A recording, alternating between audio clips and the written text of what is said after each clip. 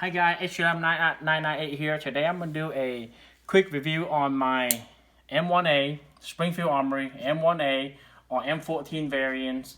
A lot of manufacturers out there are making this. I believe it's Fulton Armory make a high dollar one, like $2,800 MSRP. Who else?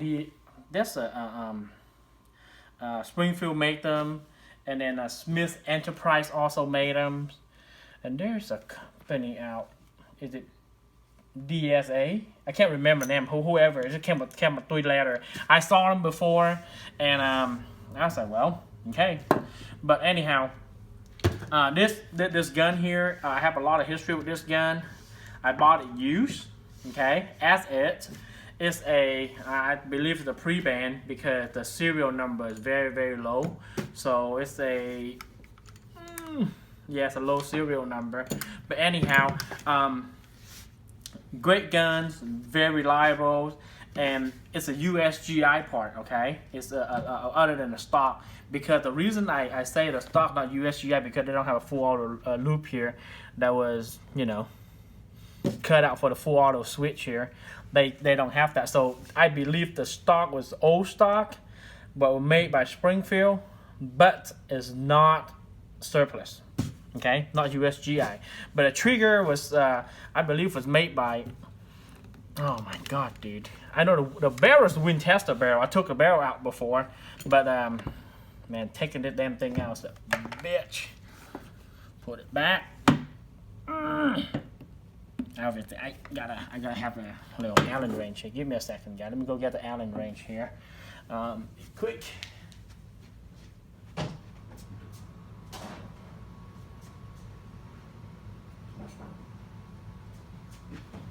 The way I think the easiest way to take this thing out with a little Allen wrench here.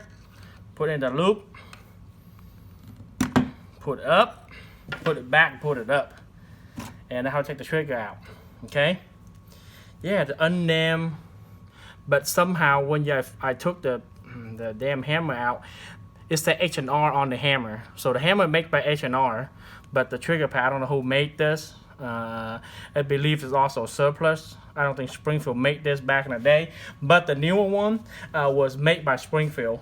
Springfield, as I believe, they buy as much surplus part as they can to put this gun together. It's USGI parts, but it wasn't. A lot of them were not made by Springfield, other than receiver, So, just FYI, so just put the trigger back. I'll show you how to take the gun apart in a little bit. But anyhow, safety. I put this indicator here just to know that the gun is not loaded. I fire over. I would say over 600 rounds out of this gun, or maybe more. I would say maybe anywhere from maybe from 600 to 1,000. I lost count on this gun because I pretty much every time I went to the farm, I take this gun with me. So it's fun to shoot. I reload. I kind of help out a little bit, so I reload this Hornady. 168 grain, hollow point bolt tails, great bullet with a IMR 4895. So 40.5 grain of full IMR 4895. Old classic powder. Back in Vietnam, I still remember they come in a steel jar that was, say, 4895. I still remember. I seen them back in Vietnam, but I went to a lot of antique shops here trying to find it. I don't see it, but somehow I see something like this at the antique shops. So I buy them. There's still powder in there, but I just don't want to disrupt it. Something like this, in the canister like this, but it's made by IMR. So pretty amazing, guys. Very amazing. How old the powder is. So a lot of them was pre-Vietnam War, back in the day that when Vietnam, still can own gun, but after 1975, guns outlawed in Vietnam. So let me go from head to toe here. It came with a flash hider. I switched out to a national match because the factory one is extremely, well, the front side pin here is extremely big, so I changed to the national match one. It cost me about, I would say, $30 Midway USA. Okay. And the bayonet lug is a pre-band. Okay. And somehow this what do you call it? This gas key. Well, no, the gas key, gas ring, whatever you call it. It's very solid. Okay, no movement here. That's a good sign, guys. Compared to my M1A Scout Squad, you see, it's wiggle, but it's on very tight. So this, you know, I hate to say that they don't make them the way they used to make them anymore. Okay, just throw it out there, guys. And also come with, let me put this on the side, come with a 22-inch full-size barrel. Okay, well, of course, piston driven, short stroke piston driven. Came with a fiberglass right here. Come with a fiberglass handguard, walnut stock, which is very nice walnut stock. I really love the stock on this. Yep, came with a regular peep sight. Back here, I'm gonna cut a serial number because by law I don't know how to show that, but right here. And also come with a stripper clip loader, speed loader. I never use it. I just think that you don't not necessarily use it, because why you want to feed it from the top if you have box magazine? So there's a Springfield box magazine here. You can get them for anywhere from $35 up to $50. I highly recommend you use this versus this Pro Mag. Pro Mag do give me problem on my what's the model called? The loaded model that I have. Somehow it doesn't like the Pro Mag, but this one seems to do fine with the Pro Mag. And my M1A Scout Squad, my 18-inch right here, seem to doing okay. But for some reason, my loaded model doesn't like Pro Mag, which understandable because I don't think it made by Springfield. Pro Mag known to be a budget magazine, you know, for people want to save $1 here and there. But I put it on the side. I'm not reviewing you guys. I'll talk on this guy later, but I love this guy. This is my ultimate deer gun right here. MSRP for this thing here on the website is sold as a $16.99. On the street, you probably get it for anywhere from, I would say, from $1,400 to $1,300. If you find it used, I would say it would be around $1,100 to $1,000. Okay, it's a high dollar gun. Plus, some folks out there live in the communist states, this gun is not classified as assault rifle. Well, you have to grind off the bayonet lug here, which is right here. This thing here will classify your wooden stock to a assault weapon. It don't make any sense to me, guys. Don't chew me out on this. This is bullshit. I think this is full of horse shit here. You have this classified as an assault rifle, but just in case you have one of these, I believe it's legal in California. Well, not you, the 20 rounder, but the 10 rounder is totally legal in California. That's what it came with in the factory. It came with my M1A Scout. It's also one of these that came with M1A Scout. The other one came from my loaded model. So I got two of the 10 rounder, which I use it. I do use, don't get me wrong, guys, I love this still, but you know, it's for lawful purpose. I prefer the 20 round magazine because you have more fun that way. So, for those you live in California, New York, Illinois, New Jersey, well, some DC area, you actually can get one of these, and I don't know why that our legislator would classify a 223, which is, I would say, half the size of this bullet here. Illegal. I don't know. It's just by look. But I'm telling you guys, the 308 is more deadly than the 223. Debate me on that. Okay, if you want to debate that, we can write a book about. Debate me on that, because you know my dad told me a story about one of his friend was shot in a combat by a 30 cal, not a 30 caliber, a 7.62 by 54R by a Mosin Nagant. He was patrolling, get shot. The freaking room was this big. The entrance, the size of the bullet, but the exit was like 10 inches. You know, the only thing to hold the body together is a spine.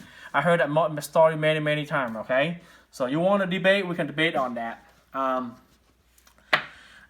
So genetic gun, same gun that my grandpa and my dad carried in Vietnam in combat. That what stand the issue to the South Vietnam Army until, I would say, until 1971 or 1970. Oh no, 1969. I read the book about it. Yes, I read about it. 1969, the South Vietnam Army and the Marine and the Special Force, they all switched from the Garand, the M14 to the M16, which this is what my grandpa liked. He always talked about the M14, the M1 Garand or whatever you called it. His favorite. He's not a big fan of the M16 or AR-15 at all. You know, it's just old school. But I love this too, guys. Accuracy on this thing is phenomenal. You follow my YouTube videos here. There is a link. I'll try to put the link below so you can click on it. But I shoot this thing out to 150 yards, 200 yards. I can't remember. I think 150 yards. Yeah, man, guys. Iron sight. Let's see. I'll probably be say 8 out of 10. The on target. It was an 8-inch target, and for iron sight shooting 150 yards, it's not bad, guys. The long sight radius. And I'm telling you this, okay? This is probably the shortest service rifle in the U.S. Armed Force, or possibly the longest, because hell, the guy, the Marine and the Army in Afghanistan still using this M21 or M14 is very accurate. Here, let me show you this. M80 balls. 100 yards. That might group at 100 yards. A little low.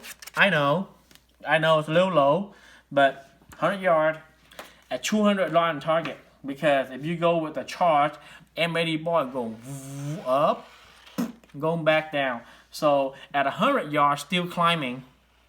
For 200 is on target, and then 300, 400. You know, so that's a charge on it. And I have a shit tons of magazine on for this thing. For some reason, you can get magazine anywhere. Every time I went to the gun show, I buy one, I buy two, and I buy three.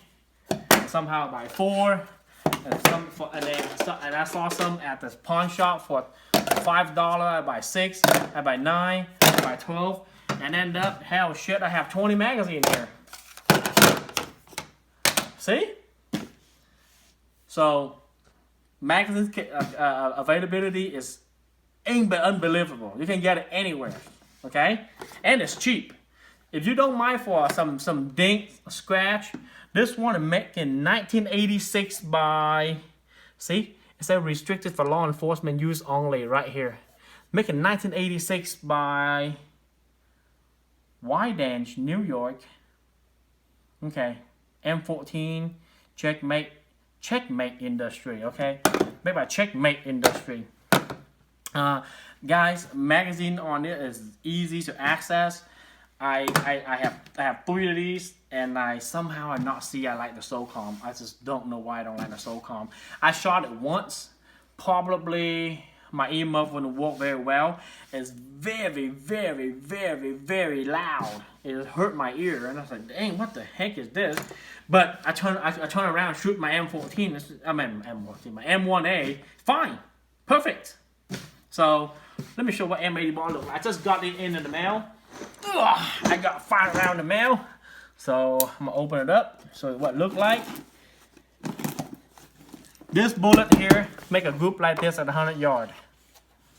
Believe it or not, okay? Gonna open it. Yeah. All right. Let's see. Voila. M80 ball right here. I believe it's Lake City. Yay! Lake City. The group like that. In fact, I still have about 200 rounds of these. I bought it because on sale. So I am not sponsored. I'm not gonna say where I bought it from, but I don't get money for. I don't get paid for that shit. So I'm not saying where I buy it, but I got a good deal on it. So that's why I bought it. So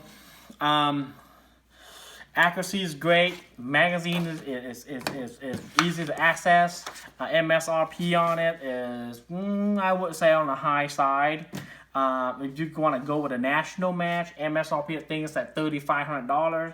The loaded model actually was, I think it's about $120 more than the standard. That's a standard. This is a standard one, but it's a pre-band. I don't know what it was. Probably I don't know. I don't know how much this thing was. Maybe $1,100 or maybe more or less. I don't know, but yeah, I love the guns. Not a lot of people complains about the reciprocate charging handle. Man, come on, guys. If you're not man enough to handle this or learn to get used to the way this gun function, go AR-15. Hey, I'm not against AR-15 user or lover. I'm an AR-15 lover too, but you want something classic, something with surf, something with the history behind it. This is what to go with. This is actually the improved version of the M1 Garand. I just don't know if anybody use this for deer hunting. Yes, you can. It's quite heavy, guys. It's about 9.5 pounds weight the other day. 9.5 pounds empty, and I think it's almost 12 pounds after I loaded 20 round magazine on it.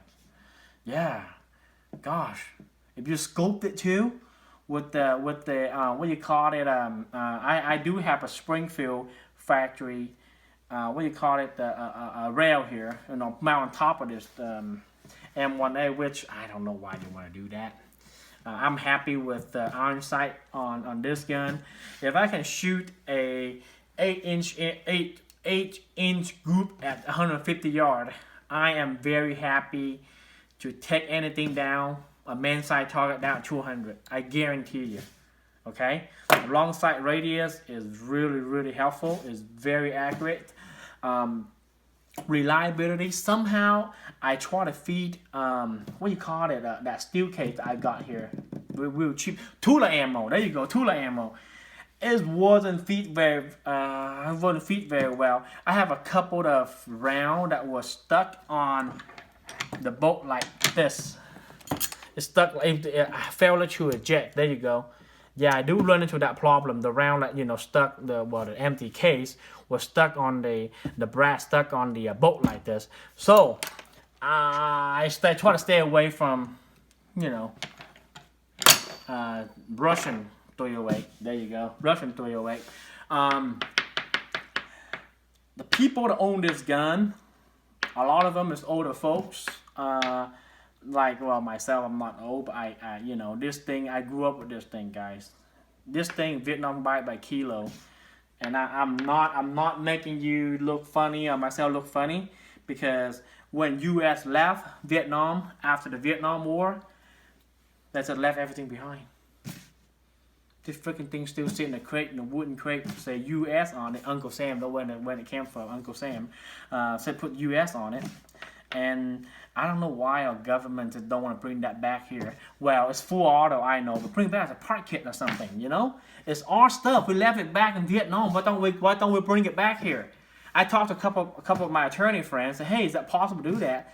No, because the Department of State's restriction to bring it back. I want to bring it back, but I can't because I don't get caught. It's not worth it to risk, guys, in a custom, because this thing in Vietnam, You can buy them on the street.